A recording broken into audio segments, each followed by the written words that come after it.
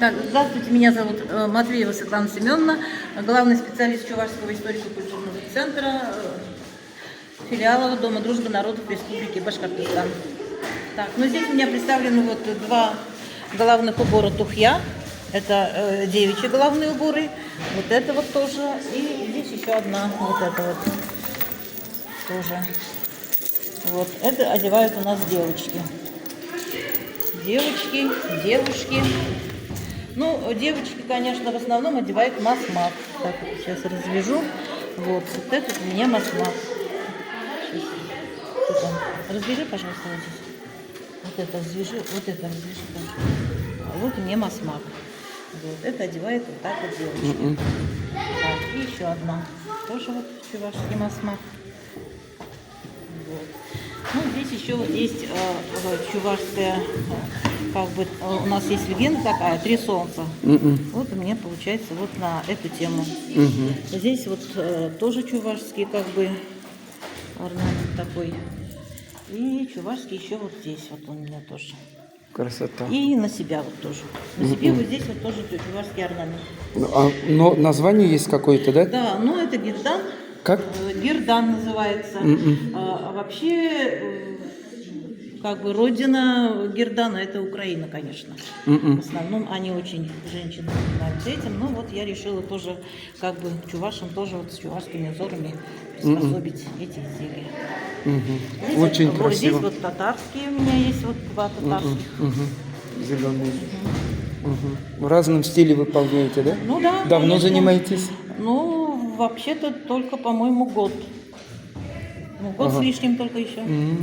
Уже столько этот, как... Ну, в основном занимаюсь после работы после 6, и, конечно, приходится сидеть до 3, до 4 ночи иногда.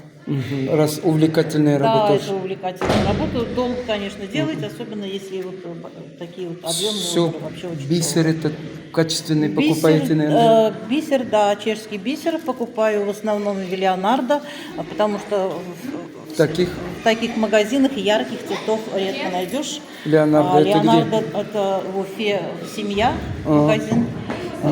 Там есть семья Леонардо. И там, конечно, дорого, но качество хорошее. Да, и надолго хранится. Да. И делаю в основном из ниток, или из мононитки, или специально для бисера нитки продается тоже.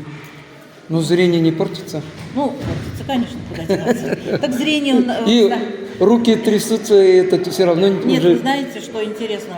Зрение, оно все равно будет портиться. Хоть будешь заниматься этим, хоть не этим. В старости уже зрение все равно портится. Наоборот, тренирует, наверное, может быть, когда всматриваешься, делаешь. Ну, я вот что-то ухудшение зрения вот за год пока еще не почувствовала. Ну, здесь и математика же, здесь и Здесь геометрия. математика, да. Здесь геометрия. Во-первых, вот это все надо... Высчитывать.